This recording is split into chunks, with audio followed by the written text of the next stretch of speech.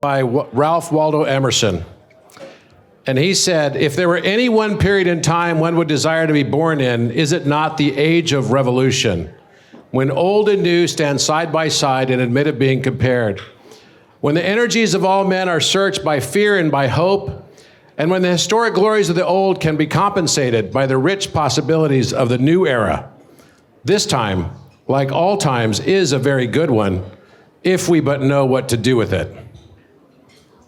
We stand on the precipice of a world that is in dramatic change. Technology is moving at a pace that seems to be outpacing humanity's ability to actually manage and control the pace of that change. The world has become so complex, it makes us start asking the existential questions of why. Why is it that we have created technologies that have literally gotten us to a stage where we may actually surpass our own capacity to manage and deal with?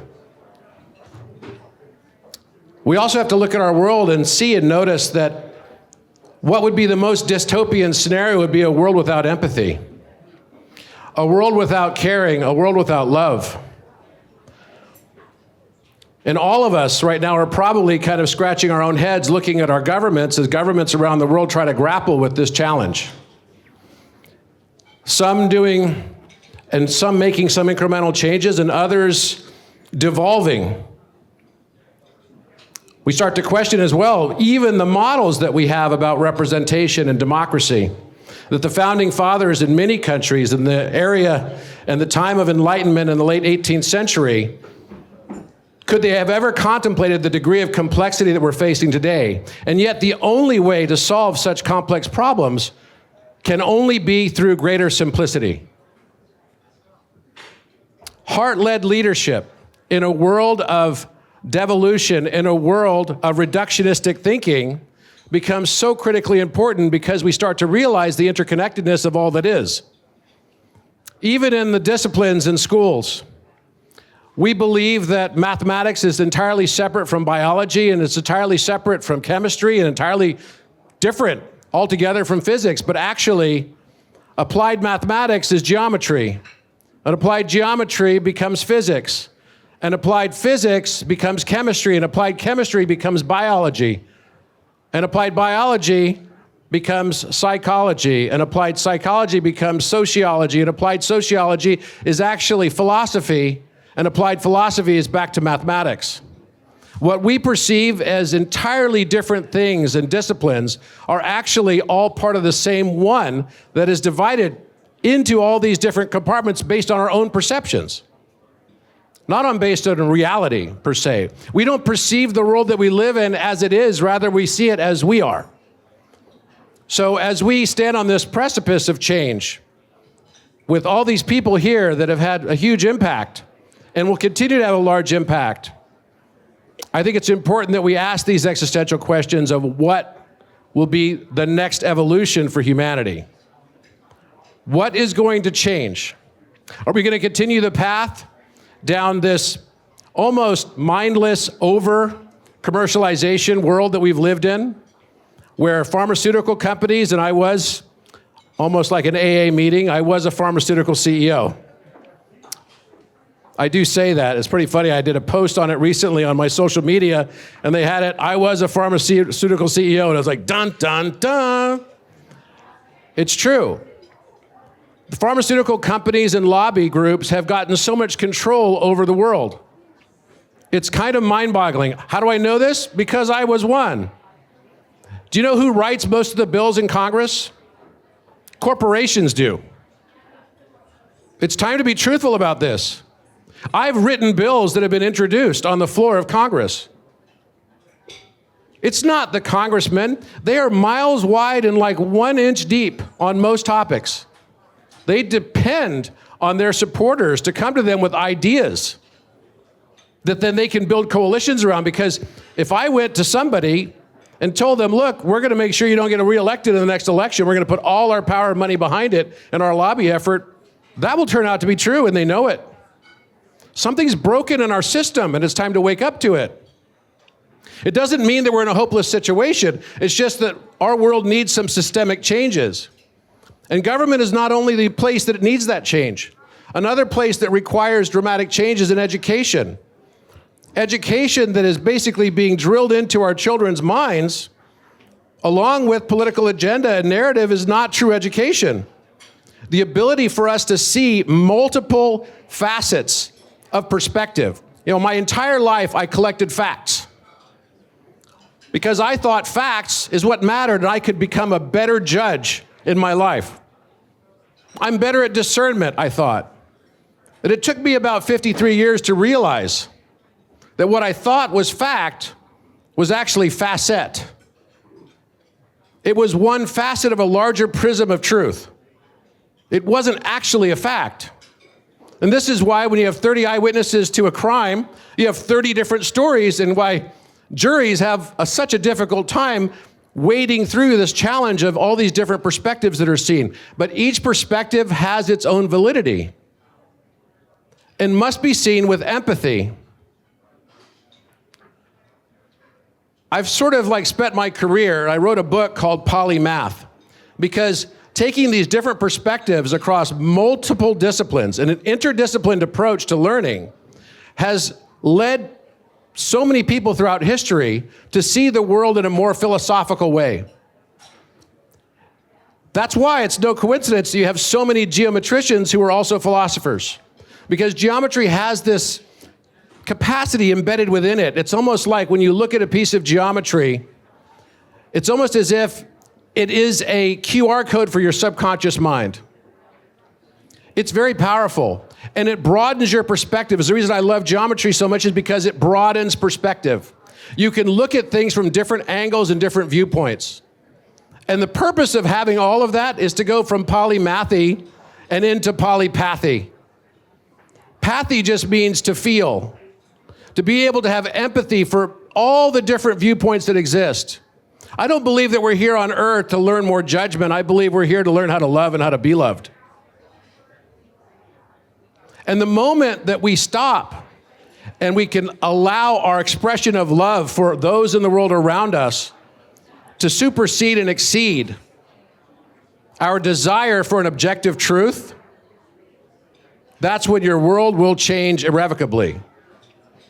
I believe that the systems that need changing and evolution with humanity include not only education and government, but also how we look at all these arbiters that would be standing in the position of trying to tell us what is truth and what is not truth. Anyone who is trying to tell you what is truth can only give you one perspective. And the reason we're here is to expand our perspectives to learn empathy and love. If you want to change the world, start by changing your perspective and broadening your perspective on the world. Be the change you want to see in the world. It's the most important thing that I believe we can do. If you want to change your experience, then change your perspective and perception of that experience. Find the silver lining. Look for the beauty that's in the world. I spent my entire life as well seeking perfection. And again, it took me about 53 years to figure out that I needed to get rid of the K on the seek and just see the perfection. There's beauty in the world just as it is.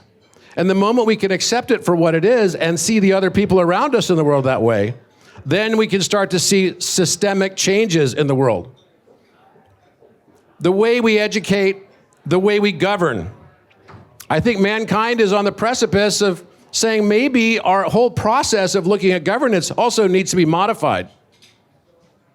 Maybe the founding fathers in so many nations came up with representative-style democracies because it was absolutely critical and it was untenable to even conceive of anything different at that time, with vast distances taking 3 and 4 weeks just to get letters across the Atlantic Ocean. Now it's very different. We can have information simultaneously. I believe blockchain can play a very fundamental role in governance and reduction of redundancy. When you look at the United States and the founding fathers, read again the Declaration of Independence, read again Thomas Jefferson's statement. This country became a country because of a 2% tax. That almost seems laughable now, doesn't it? In California, I'm paying 60% tax. How can this be sustainable. It's not sustainable. We need to really start rethinking the amount of funding that has to go into all of this process of governance. It reminds me of healthcare. I served on a healthcare policy team because I've lived in 9 different countries. And I was able to track with McKinsey Consulting the exact growth of healthcare spend in the United States, which, by the way, at the time was ranked 38 in the World Health Organization for things like infant mortality, right? All the comorbid conditions that we face as a society, and morbidity rates, mortality rates. And yet we had the most expensive healthcare at the time. This was about 2009, 2010, when Obamacare was being proposed. And I'm neither Democrat nor Republican, I'm independent. But I'll say that what was interesting about it was you could track in a direct linear line correlation. The cost of healthcare was directly tied to the number of administrators in healthcare that entered into the field. The more administration, the more cost. And the United States was about $9,000 per year average per capita, compared to Sweden at $3,400. Having lived in 9 countries, I can tell you the US healthcare system is by far and away not even close to being in the top 5. But is not the same thing happening now with governance? Do we really need to have so many levels of redundancy? Does humanity need so many overlords? I ask you this question because now is the time to ask the existential questions. I believe that next year we're going to see dramatic change in this world. How many of you feel like there's major change coming? Just want to see your by hands. So, do you want to be in that process to help lead the change, see a new future, take on the risk, make a difference, or do you want to sit back and do nothing? You can still be happy with the world around you and have empathy and also enact change and not be triggered doing it. You know, in 1962, there's a lot of talk today about space travel. And in 1962, John F. Kennedy gave a speech in November where he said, "We choose to go to the moon. We choose to go to the moon in this decade, not because it's easy, but because it's hard. Because that goal will serve to organize and measure the very best of our energies and skills, because that task is one we are willing to accept, one that we are unwilling to postpone, and one that we intend to win."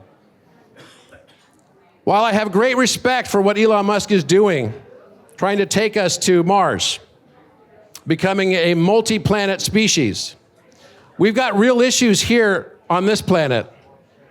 And we are in a position, and especially the people in this room, are in a position to enact change. And that change starts within each and every one of us when we decide to be the change we want to see in the world. Thank you very much.